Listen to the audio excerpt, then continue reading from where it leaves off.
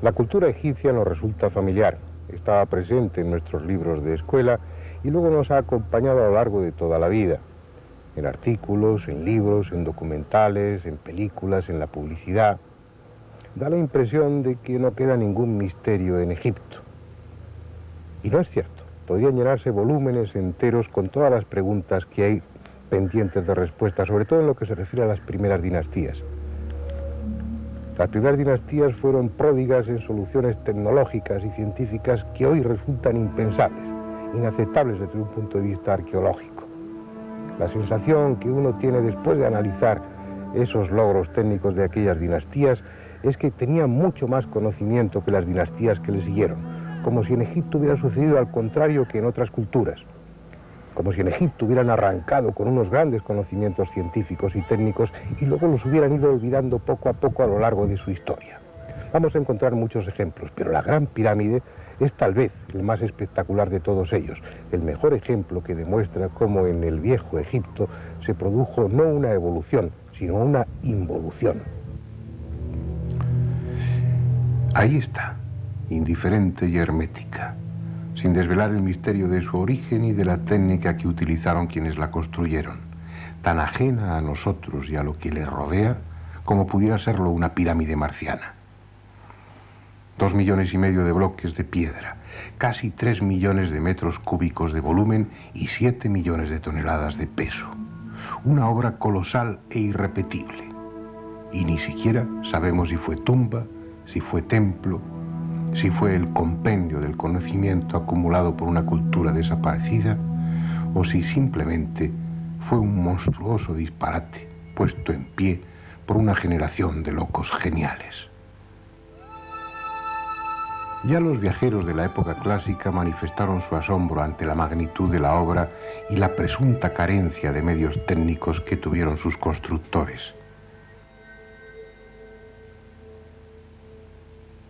La arqueología, que con frecuencia no tiene la menor idea de física, de matemáticas o de geometría, despachó el asunto a base de centenares de miles de obreros y décadas de trabajo, sierras de cobre y rampas de tierra.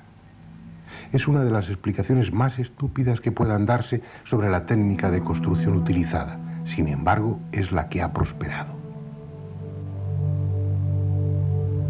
Por otra parte, el descubrimiento durante el siglo pasado de que la Gran Pirámide guardaba relación con los números pi y phi, puso en marcha a una legión de soñadores.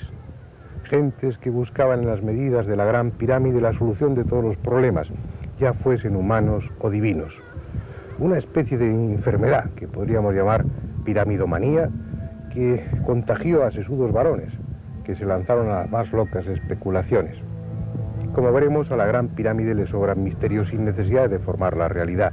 Misterios que tienen que ver con algo tan tangible y sólido como las propias piedras de las que está hecha.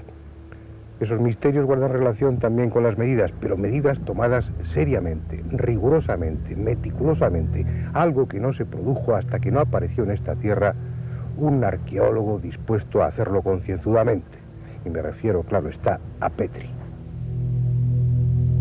Fue a finales del siglo pasado cuando llegó a Egipto Sir William Matthews Flinders Petrie, trayendo con él todo un completísimo equipo de medición que incluía teodolitos de alta precisión, niveles ópticos, calibres micrométricos con vernier, goniómetros adaptados a ángulos de 90 grados, 51 grados y 50 minutos y 26 grados y 20 minutos, catetómetros, anteojos de colimación, cintas de Invar, termómetros de Beckman y toda una serie de instrumentos de la más variada índole. Sus mediciones, las más perfectas que se han realizado hasta ahora, corroboradas años más tarde por Borcar, Cole y Pochan, han proporcionado datos fiables y precisos para, partiendo de ellos, llegar a conclusiones irreprochablemente científicas al tiempo que arqueológicamente desestabilizadoras. Antes de seguir adelante, es preciso tener claro que la arqueología se basa en hallazgos y en comparaciones con las culturas vecinas o contemporáneas a aquella que se está estudiando. Por ejemplo, aunque Heródoto menciona que los antiguos griegos establecieron colonias en el delta del Nilo y el propio Petrie encontró una estatuilla que lo confirmaba, la arqueología negó que hubieran existido tales colonias griegas en Egipto hasta que en el curso de unas excavaciones se encontraron con las ruinas de una de ellas. Con ese mismo razonamiento, al no encontrar en excavaciones, inscripciones y textos egipcios datos de tipo científico o técnico, la arqueología da por supuesto que en el antiguo Egipto carecieron de la tecnología más elemental y vivieron en la más absoluta ignorancia científica.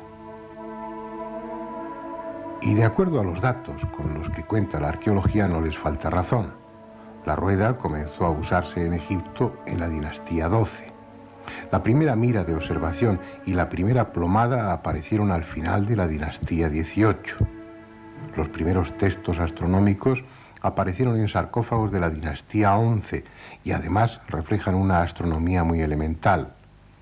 El papiro Ring de la dinastía XIII tiene el nivel científico equivalente al segundo curso de enseñanza primaria. El vidrio aparece en la dinastía XIV y los primeros cuchillos de hierro son de la dinastía XXVI. Cuando aparecen en Egipto conocimientos matemáticos y astronómicos de un cierto nivel es en la época tolemaica, entre el año 300 y el año 32 a.C., es decir, ayer mismo. Así pues, de acuerdo a los datos que proporciona la arqueología, datos reales, basados en hallazgos concretos, la civilización egipcia avanzó lenta y torpemente por el sendero del conocimiento durante 3000 años. Y cuando empezó a alcanzar un nivel aceptable científico fue porque se lo proporcionaron los griegos. Bien, como veremos en este documental, esas realidades arqueológicas, indiscutibles y perfectamente fiables, están en oposición con otras realidades también evidentes, también absolutamente fiables, que demuestran que en las primeras dinastías se alcanzó un nivel técnico y científico muy superior al de las dinastías siguientes, en algunos aspectos superior incluso al que tenemos hoy en día. Dicho de otra manera, las evidencias arqueológicas dicen una cosa y las evidencias tecnológicas dicen otra muy distinta. En los relieves del Bercé, de la dinastía XII, hay una representación del traslado de una estatua de Yehutihotep de 60 toneladas. La llevan sobre un trineo y 172 personas intervienen en su arrastre. El método no puede ser más elemental. El único detalle técnico lo constituyen los que arrojan agua o aceite delante del trineo para disminuir la fricción y el calor. En el texto que acompaña al relieve no hay más que alabanzas al enorme esfuerzo y a la hazaña que supuso el traslado de esa estatua de 60 toneladas. A la vista de esta prueba arqueológica hay que deducir que mover 60 toneladas era para los egipcios un logro digno de figurar en la historia. Sin embargo, en multitud de ocasiones trasladaron a grandes distancias estatuas y obeliscos de 1000 y de 1200 toneladas sin darle importancia. En la antigua Tebas, en el patio de lo que fue el imponente Ramesseum, están los restos de una colosal estatua del gran Ramsés, que cuando estaba entera debió medir unos 18 metros de altura y pesar alrededor de 1000 toneladas. Un auténtico gigante junto a cuyos pies las personas resultan poco menos que insectos. Al igual que tantas otras masas gigantescas de piedra, recorrió un largo camino desde la cantera a su emplazamiento, aunque no sepamos explicarnos cómo. Este es el templo de Luxor. Ramsés II, como otros faraones, contribuyó a su grandiosidad. Entre otras cosas, instaló dos enormes obeliscos de los que solo queda uno en su lugar. El otro fue llevado a la Plaza de la Concordia, en París. De acuerdo a los datos arqueológicos, este obelisco solo pudo trasladarse a base de brazos y de sudor, lo que quiere decir que hicieron falta unos 3000 hombres en terreno llano y 8 o 10.000 si hubo que superar alguna pendiente de un 30%. Y los trasladaron más grandes, sin que esas hazañas figurasen en relieve alguno. En el templo mortuorio de Micerino hay bloques de 200 toneladas, como los hay de 50 toneladas en el techo de la cámara del rey de la Gran Pirámide. y aunque el peso medio de los bloques de esta última sea solo de 2,5 toneladas, si se piensa que hay unos 2,5 millones de esos bloques, habrá que convenir en que se trata de demasiado esfuerzo. A Heródoto, que anduvo por aquí en el siglo V a.C., le dijeron que en la edificación de esas pirámides se habían utilizado máquinas, aunque ya nadie sabía de qué tipo. Pero como para la arqueología tales máquinas no existieron, puesto que no se han encontrado ninguna representación de ellas, la única conclusión es que las pirámides se levantaron por las bravas, arrastrando e izando piedras a base de músculos exclusivamente. Lo malo es que eso no fue posible. Vayamos con Manuel Delgado al interior de la pirámide de Kefren para ver un ejemplo de ello. Desde su entrada comienza un pasillo descendente que justamente en ese lugar se hace horizontal para más adelante acceder a la cámara del sarcófago. En ese punto, los arquitectos de la pirámide decidieron colocar una gran piedra que obstruyese el pasaje. Las teorías que esgrimen algunos investigadores para demostrar que por medio de rampas los antiguos egipcios lograban elevar grandes bloques a enormes alturas quedan en entredicho cuando nos encontramos con problemas como este. Es una roca de granito de casi 3 toneladas de peso. La estudió Petri. Si los bloques eran elevados por rampas a base de fuerza muscular, ¿cómo pudo ser elevado este bloque a esta oquedad para que posteriormente bajara y ejecutara la función que le comendaron sus constructores, que sirviera de cierre, de tapón? En este pequeño espacio no caben más de 6 personas. Es por ello por lo que Petri dedujo que los antiguos egipcios debieron poseer máquinas, y máquinas muy eficientes.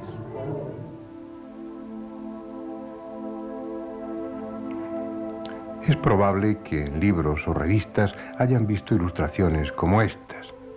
Al carecer de máquinas, según la arqueología, el único sistema era ir haciendo rampas de tierra y cascotes al mismo tiempo que la pirámide iba creciendo.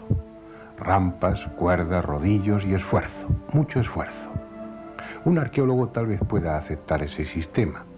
De hecho, es el único que aceptan, pero un técnico no puede estar de acuerdo. Como ya han demostrado los ingenieros, entre ellos Krun, esas rampas hubieran significado un trabajo igual o mayor que el de la propia pirámide. Los rodillos tampoco son la solución. Primero, por la falta de madera adecuada, y segundo, porque no servirían en un terreno arenoso. Traten de imaginar el diámetro de cada rodillo, la firmeza necesaria del piso y el esfuerzo para subirlos por una pendiente cuando se tratasen de bloques de 50, 100 o 200 toneladas. Es sencillamente imposible. Resulta inevitable admitir que poseían técnicas muy superiores a las que la arqueología les atribuye. Técnicas posiblemente distintas a cuanto estamos en condiciones de imaginar, entre las que, por increíble que parezca, podría incluirse la de ablandar la piedra. Este es el famoso obelisco inacabado de las canteras de Asuán. Mide 47 metros de longitud y no llegó a terminarse, aparentemente por haberse roto en las últimas fases de su construcción. No entraremos en lo que hubiese supuesto su traslado una vez concluido. Estamos ante él por otra razón. Fíjense en la extraña forma de cortar la roca que utilizaron los canteros y cuyas huellas son perfectamente visibles tanto en el obelisco como en la piedra madre en la que se estaba labrando. Anchos surcos verticales. No se trata obviamente de un adorno, puesto que el pulido final del obelisco los habría hecho desaparecer. Parecen otra cosa. Parecen el surco dejado por un instrumento que hubiera rebanado la piedra, similar al que una cucharilla deja en la mantequilla o en una tarta blanda. Puede resultar absurdo, pero es lo que esas huellas parecen. La cuestión es si hay algún otro dato que permita apoyar la hipótesis de que los antiguos egipcios conocían un sistema para ablandar la piedra. Vamos a verlo. Cerca de Asuán hay varias islas bañadas por el Nilo. En una de ellas, la de Segel, el egiptólogo Wilbur descubrió en el siglo pasado una extensa inscripción a la que hoy se conoce como Estela de Famine. contiene 2.600 signos jeroglíficos que se terminaron de descifrar en 1935 por el arqueólogo francés Barquet. Según el texto contenido en esa estela, el dios Khnum se apareció en sueños al faraón Zoser, comunicándole la técnica que debía emplear Imhotep, su arquitecto, para preparar una mezcla con la que obtener piedras artificiales. En las columnas jeroglíficas de la estela, comprendidas entre la sexta y la 18ª, se enumeran 29 minerales y diversas sustancias químicas que habrían de ser utilizadas para preparar una especie de piedra artificial que pasaría por natural a los ojos del pueblo y que solo los expertos podrían identificar. Lo hicieron. El físico Klein, con un amplio equipo de colaboradores, estudió en la década de los 70 más de 25 muestras provenientes de diferentes piedras de la Gran Pirámide y publicó los resultados de su trabajo en el año 1979 en el segundo Congreso Internacional de Egiptología celebrado en Grenoble. La conclusión era que cada roca resultaba diferente a las demás, como si no procedieran de la misma cantera y hubieran sido llevadas desde distintas partes de Egipto. Pero además, esas piedras poseían una característica muy especial. Un bloque de piedra natural suele tener una consistencia homogénea. Sin embargo, los que estudió Klein tenían una mayor densidad en la parte superior que en la inferior. Esta es la cantera de Mokatán, vista desde la ciudad de los muertos, el enorme cementerio construido por los mamelucos y que hoy sirve de vivienda a más de 1,5 millones de personas que carecen de mejor sitio para cobijarse.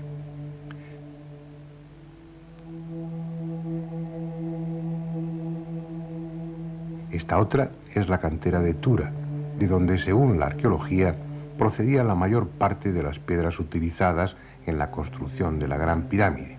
Hoy es una cárcel. En ambas canteras, las rocas son de consistencia homogénea, a diferencia de las que forman el monumento y que, según el trabajo de Klein, tienen diferente densidad, como por otra parte evidencia el distinto desgaste que han sufrido por la erosión a lo largo de los siglos.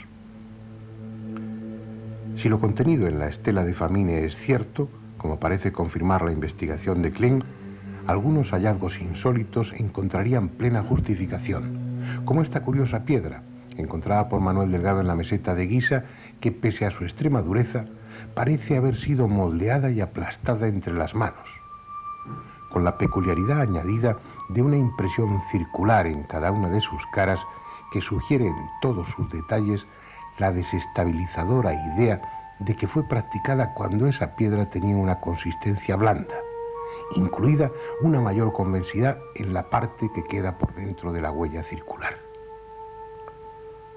Pero hay más. El profesor Davidovich, químico del Instituto Geopolimérico de París, profesor de la Universidad de Toronto y director del Instituto de Ciencias Arqueológicas Aplicadas de la Universidad de Barry en Florida, ha proporcionado nuevas pruebas que apoyan tan fantástica hipótesis. En 1974 se hicieron mediciones con ondas de alta frecuencia en las pirámides. Científicos del Instituto de Investigaciones de Stanford y de la Universidad de Ain Sham de El Cairo pretendían encontrar cámaras ocultas mediante la propagación de ondas a través de bloques de piedra que supuestamente carecen de humedad. Pero el resultado fue otro. Las ondas, en lugar de atravesar las piedras de las pirámides, fueron absorbidas por ellas. ¿Por qué? Porque, en contra de lo que parecía lógico, las piedras de las pirámides contienen una enorme cantidad de agua. Un porcentaje de humedad no solo superior al de la piedra natural, sino además con una extraordinaria distribución, puesto que cada bloque de piedra tenía más humedad por una parte que por la otra, lo que confirmaba las diferencias de densidad observadas por Klein. Por si fuera poco, Davidovich encontró en el interior de varias muestras de piedra restos de uñas, cabellos y fibras textiles. En su libro, La pirámide, un enigma resuelto, escrito en colaboración con Margie Morris, incluye esta fotografía en la que aparece un cabello humano incluido dentro de una muestra de piedra procedente de la Gran Pirámide. Tal vez debamos empezar a plantearnos que quienes hicieron la pirámide no fueron canteros, sino químicos. Claro está que tales hallazgos e investigaciones dejan fríos a los arqueólogos convencionales, que prefieren ignorarlas antes que modificar los esquemas que tanto trabajo les ha costado construir. Lo malo es que esa actitud les coloca con frecuencia en un auténtico callejón sin salida. Por ejemplo, según la arqueología académica, en el Imperio Antiguo desconocieron el hierro. Es decir, en la época en que fueron construidas las pirámides de Giza, el único metal que poseían era el cobre. Y esa afirmación plantea un problema técnico sin solución posible, porque con herramientas de cobre es imposible trabajar materiales como el cuarzo, el granito, el pórfido o la diorita. Cualquiera puede hacer la prueba llevando un trozo de diorita, fácil de adquirir en cualquier tienda de minerales, a un taller e intentar perforarla con un taladro actual, provisto de una broca de diamante sintético de dureza 11. Cuando lo hayan hecho, verán si es admisible que en el Imperio Antiguo trabajesen la diorita con herramientas de cobre. Pregúntense cómo tallaron y perforaron estatuas como esta, la del faraón Kefren, realizadas en una sola pieza de diorita verde. No hay respuesta arqueológica, como no la hay para la cuestión de cómo trabajaron el granito en las canteras sin cinceles de hierro. En las canteras de Asuán se pueden ver aún muchos agujeros y ranuras rectangulares profundas y estrechas. En ellas metían cuñas de madera que luego mojaban. Al hincharse la madera por efecto del agua, el granito terminaba rajándose. La cuestión es que esos orificios para introducir cuñas jamás pudieron hacerse con herramientas de cobre. Desde un punto de vista tecnológico, resulta evidente, y no digo posible o probable sino evidente, que en el antiguo Egipto, al menos en las primeras dinastías, utilizaron el hierro y máquinas. Eso no quiere decir que tales adelantos estuviesen generalizados. Estaban en posesión de unos pocos, de la casta sacerdotal, que basaba en ello su poder, una casta sacerdotal a la que pertenecían arquitectos y técnicos. Pero además es que sí se han encontrado restos de hierro de aquellas primeras dinastías. Uno de los lugares fue precisamente en la Gran Pirámide, en el canal sur de ventilación de la Cámara del Rey. La adherencia de formaciones calcáreas a ese trozo de hierro demostraba su antigüedad. Se habla con excesiva ligereza del ajuste de piedras. Si acaso se utiliza algún adjetivo expresando la admiración hacia aquellos hábiles artesanos. La abundantísima muestra de ajustes en los que grandes superficies están íntimamente unidas son un desafío a nuestra imaginación. Las losetas del alicatado de los cuartos de baño actuales, los azulejos, están separados no menos de 1 milímetro y se trata de losetas de 20 centímetros de lado. ¿Cómo explicar que bloques de varias toneladas se ajusten tan íntimamente que no quepa una cuchilla de afeitar entre ellos? Otro ejemplo, los vasos de diorita del Imperio Antiguo. No están hechos con perforadoras de arco ni con sistemas primitivos. La observación minuciosa, como la que realizó Petri y otros investigadores, demuestra que las líneas de desgaste están producidas con una punta dura y su regularidad, el paralelismo entre una y otra línea, demuestra que fueron hechas con torno, con un torno equiparable a los tornos modernos. Esas piezas de diorita vienen a decir, sin riesgo de equivocación, que en el Imperio Antiguo se utilizaron tornos con punta de diamante, lo que arqueológicamente es inadmisible.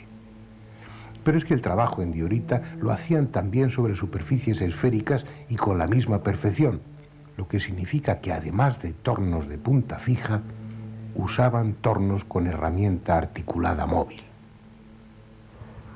Esa técnica es indiscutible. No se han encontrado los tornos ni las puntas de diamante, pero sí las vasijas de diorita. Y esas vasijas demuestran que durante su elaboración, como hacen los toneros modernos, se cambiaba el centro de giro cuando eso era conveniente. Lo malo es que esos sofisticados tornos articulados se utilizaban cuando faltaban muchos siglos para que se descubriera el torno de alfarero, por eso los arqueólogos no pueden admitirlo. Sin embargo, las vasijas de diorita y otra serie de muestras dejan muy claro que esa técnica la poseyeron en las primeras dinastías. También está claro que después la perdieron. En las dinastías siguientes ya no se volvió a trabajar con la diorita. Pero sigamos en busca de otros ejemplos. Es sabido que los egipcios usaron serruchos para cortar la piedra, y no solo la piedra caliza, relativamente blanda, sino también otras de mucha mayor dureza, como el granito. Se conocen ejemplares de serruchos egipcios de bronce con dientes de esmeril, y en los hipogeos de Tebas se han encontrado bloques de granito serrados. Pero estudiando las huellas dejadas en cada paso de sierra, se descubre que actuaban con una enorme presión, y que obviamente no pudieron ser de bronce y esmeril. Utilizaron sierras de puntas enormemente duras, y lo hicieron a mano, y con guía mecánica también. Este es el sarcófago de Diodefre, hijo o hermano de Keops. Está en el Museo del Cairo. El serrucho ha cortado ya 2/3 de la tapa. Se puede observar la superficie irregular que va dando forma al sarcófago. El plano de corte muestra desniveles del orden de 1 centímetro. No podemos imaginar qué tipo de serrucho utilizaron, pero es seguro que lo manejaron manualmente, con las imperfecciones que eso implica. Veamos ahora otro sarcófago de piedra cortado también con serrucho. Se trata del que se encuentra en la cámara del rey de la Gran Pirámide.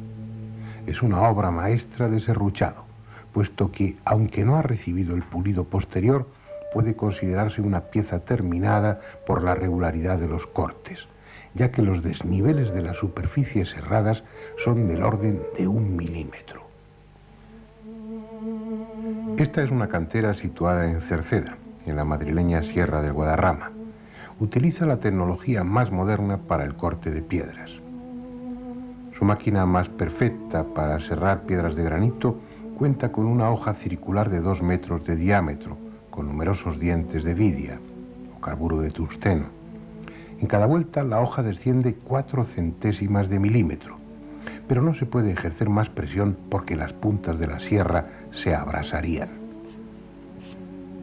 4 centésimas de milímetro en cada paso de sierra, y eso gracias a sus puntas de vidia, que tienen una dureza 11. Pues bien, ¿puede alguien explicar qué tipo de sierra y qué clase de material usaban en el antiguo Egipto?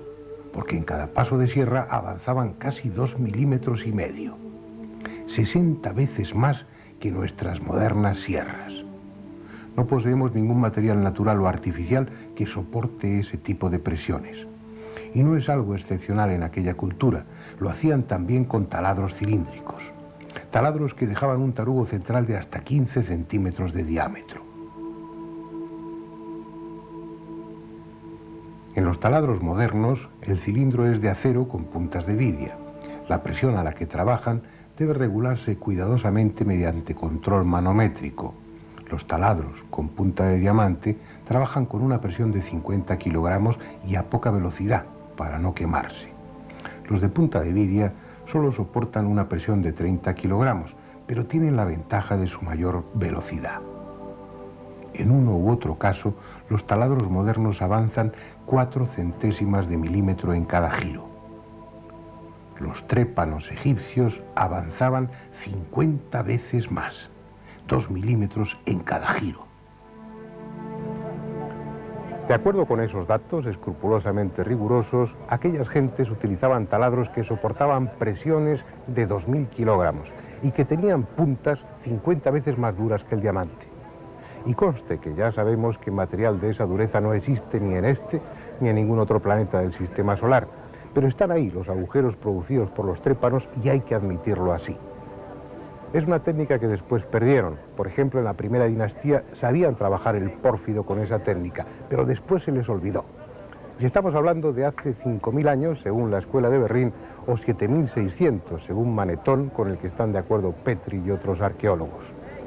En cualquier caso, esa consecución técnica no es nada comparable con la que realizaron aquí, en la Gran Pirámide, al cubrirla con losas de revestimiento. Solo quedan unos pocos de esos bloques, pero fueron 27.000 que cubrían las 4 caras de la pirámide.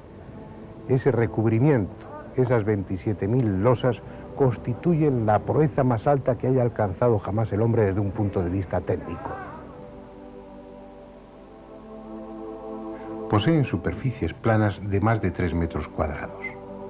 Sus aristas, de casi 2 metros, muestran un paralelismo entre sí con un error de 5 centésimas de milímetro, de tal forma que al colocarse juntas la cara de una y de otra quedan en íntimo contacto. No hay en esos bloques huellas de arrastre ni puntos para enganchar grúas o cuerdas. Además, colocaron en las juntas yeso de fraguado rápido que obliga a colocar el bloque al primer intento, sin posibilidad de moverlo después. ¿Cómo lo hicieron? En las canteras actuales, una campana de vacío succionando sobre una superficie pulida permite levantar piedras de hasta 2 toneladas. Pero es absurdo pensar que en la cuarta dinastía utilizasen campanas de vacío. Además, cada uno de esos 27.000 bloques de revestimiento no pesaba 2, sino 16 toneladas. Los 90 grados exactos que forman los ángulos diedros de esos bloques debieron recibir su último acabado en el taller donde se labraron, para que ajusten a lo largo de los 230 metros de la primera hilada de bloques. El control de la angularidad en cada uno de ellos fue del segundo de error. Es decir, cada uno de estos bloques de revestimiento está realizado con más precisión que una escuadra normalizada de las que se utilizan en la industria moderna. Estos bloques de revestimiento plantean además una cuestión que la arqueología no admite, y es que los constructores de la Gran Pirámide poseyeron instrumentos ópticos. Un instrumento no óptico de medida da errores de hasta 300 segundos. Un anteojo corriente de autocolimación da errores de hasta 5 segundos. Pues estos bloques de revestimiento, la angularidad está corregida con errores de 1 segundo. Es decir, no solamente poseyeron instrumentos ópticos, sino que además fueron de alta precisión. Para que se hagan una idea, el tallado y pulimento de cada uno de estos bloques es una tarea comparable a la de pulido de la lente mayor del telescopio de Monte Palomar. Y eso lo hicieron 27.000 veces, porque 27.000 eran los bloques de revestimiento, y hace 5.000 años o 7.600, de eso no estamos seguros. Sin embargo, no es la única prueba de que poseyeron una tecnología avanzada. La existencia de grandes conocimientos geodésicos y de los instrumentos precisos es inevitable para orientar la Gran Pirámide en la forma que lo hicieron. La arqueología cuenta con datos como este: representaciones en las que se ve al rey y otros personajes con una maza, estacas y la cuerda de arpentar, determinando la orientación de un templo. En los manuscritos e inscripciones tampoco se encuentra la menor muestra de conocimiento geodésico. Por tanto, es comprensible que los arqueólogos digan que la exacta orientación geodésica de las pirámides solo podrá atribuirse a la casualidad. El hecho es que respecto al norte, la Gran Pirámide está orientada con un error de 5 minutos y 31 segundos de arco. Y al decir error, debe entenderse que nuestras modernas normas de precisión dan por buenas medidas con errores mucho mayores. Es más, esos 5 minutos y 31 segundos de error serían hoy mismo una proeza geodésica. Tengan en cuenta que esos 5 minutos y 31 segundos de error equivalen al ancho de una moneda contemplada desde 1 kilómetro de distancia. Lo que ya escapa a cualquier posibilidad de que el azar fuera la causa de esa exactitud es que la otra Gran Pirámide, la de Kefren, tiene exactamente la misma orientación, también con 5 minutos y 31 segundos de desviación respecto al norte. La única conclusión posible es que si así lo hubieran querido, la habrían orientado con un error de 0 grados, 0 minutos y 0 segundos. Si juzgamos los conocimientos matemáticos de los egipcios a través de los textos que nos dejaron, la conclusión es lamentable. No pasaron del primer curso de enseñanza primaria. Sin embargo, sus piedras, sus construcciones indican todo lo contrario, al menos en el caso de la Gran Pirámide. Por ejemplo, en la cámara del rey, que es un rectángulo, la pared norte mide 10 metros y 4.797 diezmilésimas de metro. La opuesta, la pared sur, mide 10 metros y 4.782 diezmilésimas de metro. Es decir, el error de medida es del orden de 1/10 de milímetro por metro. El mismo error que hoy se acepta para los prismas ópticos. Pero veamos si esa precisión se mantiene en superficies mucho mayores, por ejemplo en la base de la Gran Pirámide. Este esquema representa la base de la Gran Pirámide, en el que se incluyen las longitudes de los lados y el valor de los ángulos. Cada lado mide algo más de 230 metros, concretamente 230 metros con 363 milímetros como promedio, casi 1 kilómetro de perímetro, lo que da una superficie de 53.067 metros cuadrados para la base de la pirámide, aproximadamente la de 8 campos de fútbol. Recordemos ahora que según las evidencias arqueológicas, los antiguos egipcios no utilizaron hasta la dinastía XVIII la plomada y la mira de observación. Pero seamos generosos y concedamos a los egipcios de la cuarta dinastía plomadas y miras de observación como esta que están viendo. ¿Qué precisión podían permitir aparatos de esa clase? Es difícil calcularlo, pero si tenemos en cuenta que instrumentos mucho más modernos, como el astrolabio, la ballestilla o las escuadras de pínulas y de espejos, dan errores de 30 a 20 minutos, habremos de convenir en que el merjet egipcio, que es el instrumento que acabamos de ver, daría errores como mínimo de 30 minutos. Pues bien, volvamos al plano de la base de la pirámide.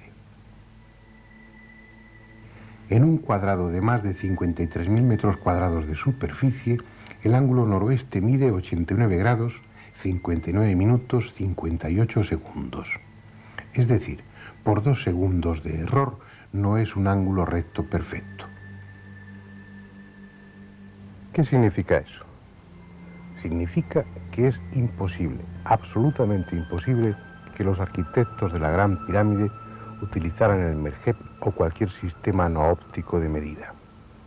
Eso significa que es inevitable, repito, inevitable, que utilizasen instrumentos ópticos, además de alta precisión, tan buenos como nuestros modernos teodolitos.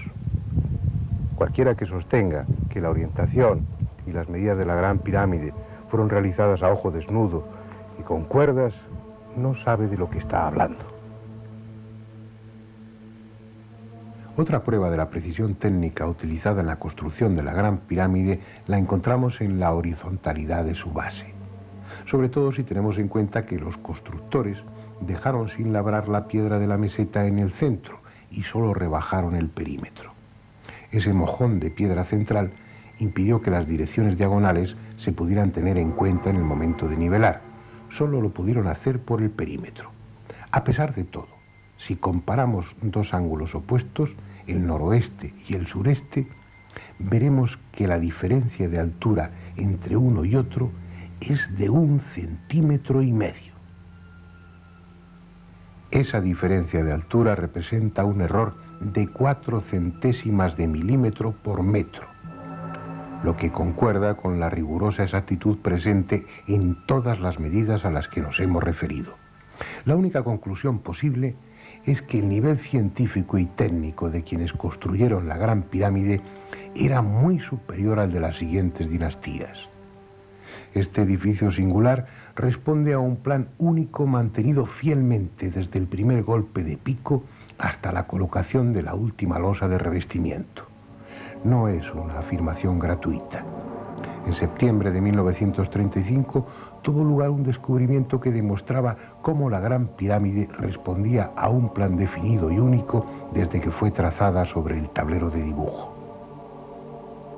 Ya Petrie, el sagaz mensurador de la Gran Pirámide, había observado que la cara sur de la construcción no era lisa, sino que estaba constituida por 2 planos que formaban entre sí un ángulo de 27 minutos de arco.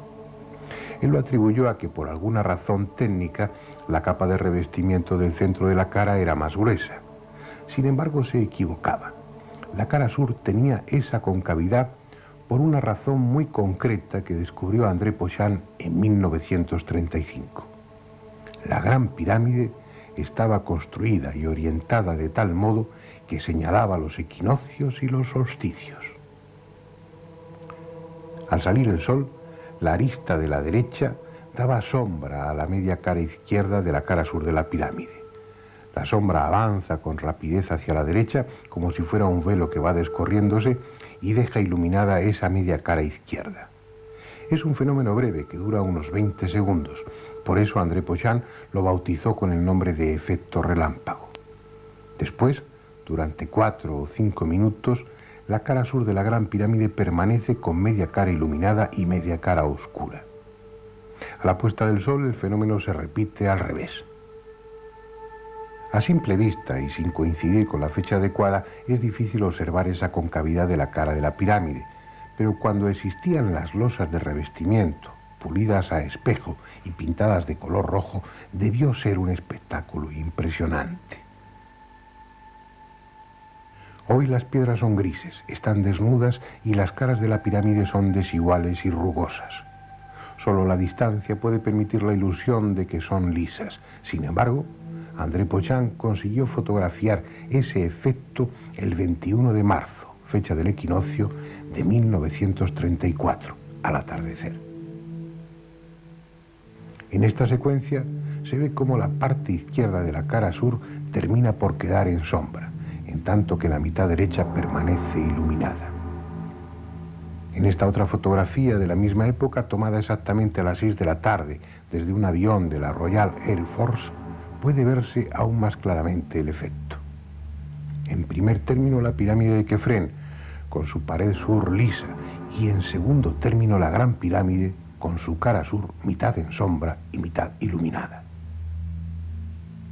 Después, Pochant pudo comprobar que la cara norte también estaba dispuesta de la misma forma y el efecto luminoso era igualmente visible. De hecho, esa concavidad está en todas las caras, y aunque apenas perceptible a ojo desnudo y fuera de los equinoccios y solsticios, la Gran Pirámide no tiene 4 caras, sino 8. Esa concavidad explica también una peculiaridad de la Gran Pirámide que hasta ahora no estaba justificada. Si se fijan, la entrada de la pirámide no está centrada, no coincide con el apotema de la cara norte. Está a unos 17 metros de altura y teóricamente deberá coincidir con el eje de la pirámide. Sin embargo, está 7 metros y 29 centímetros desplazada hacia el este. El argumento empleado por la mayoría de los autores es que ese desplazamiento no tenía otro objeto que desorientar a los posibles saqueadores. Pero si tenemos en cuenta que la pirámide estaba cubierta de bloques de revestimiento que ocultaban la existencia de entrada alguna, sobraba tal precaución. Pochant sugiere que, dada la concavidad de la cara, si la entrada coincidiera con el ángulo que forman las dos medias caras, las filtraciones en épocas de lluvias acabarían por inundar el canal descendente y la cámara del caos, puesto que el agua tendería lógicamente a discurrir por el centro de la cara como si fuera un canalón. ¿Por qué ese esfuerzo? ¿Por qué no haber hecho las caras de la pirámide lisas sin más? Estamos en una civilización solar, como lo fueron la mayoría de las civilizaciones antiguas, y sigue siéndolo la nuestra. Obviamente no se trata de la pueril idea de que los antiguos egipcios fueran tan necios como para considerar que el sol era un dios. La cultura comenzó a ser tal cuando el hombre antiguo dejó de ser nómada y se convirtió en agricultor. Eso le permitió establecerse, asegurar su sustento y tener tiempo para desarrollarse intelectual y artísticamente. A cambio, comenzó a depender más que nunca del ciclo estacional, cuyo único parámetro era el sol, convertido así en la medida del tiempo, en determinador de las estaciones y árbitro de la fertilidad. No hubo mejor símbolo para el orden del universo y de lo trascendente que el sol, quien, como el hombre, moría cada atardecer y renacía al alba como una promesa de reencarnación o de resurrección. El antiguo Egipto no es una excepción.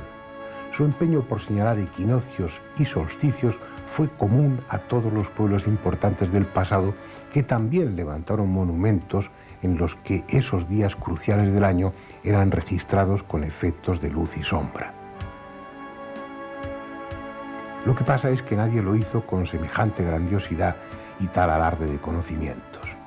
Se trataba, como en el resto de las civilizaciones antiguas, de crear un espectáculo para el pueblo, de hacer partícipes a las gentes comunes de esos momentos clave del ciclo solar anual. Pero no hacía ninguna falta, fuera de lo ceremonial, porque a los sacerdotes egipcios, como a nosotros, les bastaba mirar el calendario para saber cuándo era un solsticio o un equinoccio. De hecho, medían el tiempo mejor que nosotros. Entre los muchos errores respecto al antiguo Egipto que figuran en los libros de escuela y también en los de divulgación, y lo que es peor en algunos libros de arqueología, hay uno que más que error es una especie de monumento a lo absurdo. Se dice en esos textos que los antiguos egipcios determinaron la duración del año sin otro elemento de medida que las crecidas periódicas anuales del Nilo.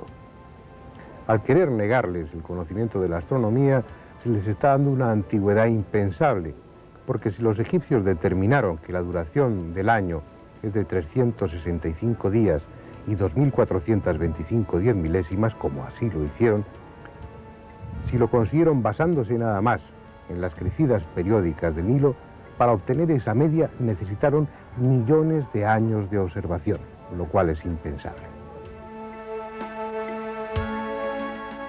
Aunque a los historiadores les cueste admitirlo, los antiguos egipcios solucionaron el tema de la medida del tiempo con mucho más sentido común que el que refleja nuestro calendario gregoriano. Ellos tenían dos calendarios, uno cronológico de 365 días, constituido por 12 meses de 30 días y 5 días epagómenos, y otro calendario trópico o estacional, de duración variable. El calendario cronológico estaba basado en la estrella de Sirio, concretamente en el orto helíaco de Sirio, es decir, en la aparición simultánea en el horizonte de la estrella Sirio y del primer rayo de sol. El fenómeno se producía durante 4 años seguidos, pero al quinto tenía lugar un día más tarde. Es decir, cada 4 años los egipcios veían cómo su calendario se iniciaba con un día de retraso, igual que nos sucede a nosotros con los años bisiestos.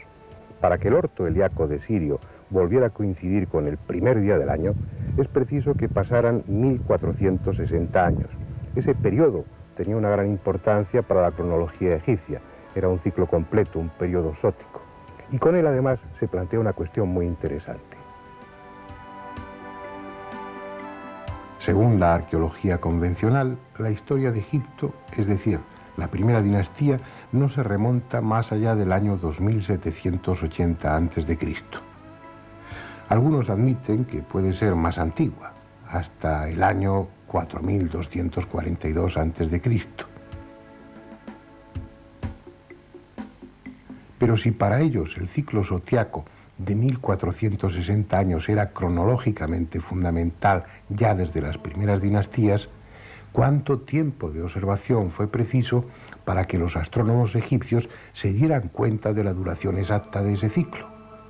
3 periodos de 1460 años, 4, 5, aún admitiendo la posibilidad de que con 3 de esos periodos se convencieran de su exacta duración y lo incorporaran como un ciclo cronológico fijo a su calendario, habría que retrasar la historia de Egipto no menos de 4380 años. Sin duda alguna, los calendarios egipcios son predinásticos. Con ellos se penetra en una etapa desconocida de Egipto de la que solo existen referencias, y tan desestabilizadoras desde un punto de vista histórico que produce escalofríos admitirlas. Según Manetón, el sacerdote e historiador egipcio de la época de Ptolomeo II, allá por el año 271 a.C., que escribió una epopeya, una historia en griego llamada Egiptiaca, se habían producido 31 dinastías hasta ese momento histórico, pero Manetón también dice en su libro que antes de Menes, el primer faraón de la primera dinastía, el que unificó el Alto y el Bajo Egipto, antes de él habían existido ya otras dinastías. La primera de todas fue la dinastía de los dioses, que duró 13.900 años. Después, la dinastía de los semidioses, que duró 1.255 años. A esta le siguió el primer linaje de reyes, que duró 1.817 años y durante el cual se produjo el hundimiento de la Atlántida.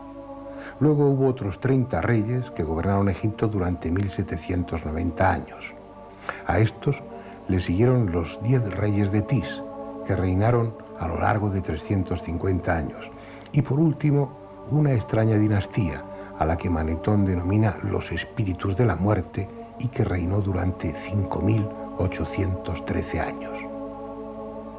En total, antes de la primera dinastía histórica, habían transcurrido 24.925 años de oscura y legendaria historia.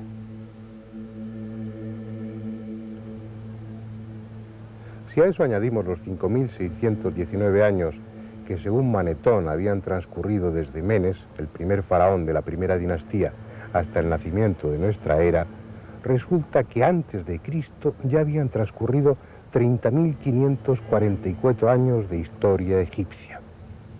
Sin duda es una cifra demasiado espectacular, pero nadie mejor que Manetón para conocer la historia de su pueblo, puesto que él era sacerdote del templo de Amón en Heliópolis y tenía a su alcance los archivos secretos. Además, si los historiadores le dan crédito en cuanto a la cronología de las dinastías egipcias, ¿por qué no darle crédito también en lo que se refiere a la época predinástica? Posiblemente se haya exagerado y se pueda dividir por 10 esa cifra. Entonces la historia de Egipto habría comenzado hace 10 o 12.000 años, lo que parece más razonable. Lo que no es razonable, en modo alguno, es que aquí, en esta tierra, de repente, como surgida de la nada, apareciera una cultura perfectamente desarrollada. Fue necesario un largo periodo de tiempo para que la Gran Pirámide fuese gestada. En ella hay implícitos tales conocimientos científicos y técnicos que es imposible que quienes la diseñaron y construyeron estuviesen 100 años antes en plena edad de piedra. Detrás de esta colosal montaña artificial, detrás de su orientación, de sus medidas y de su impecable realización, no hay siglos, sino milenios de historia. No pudo ser de otra manera.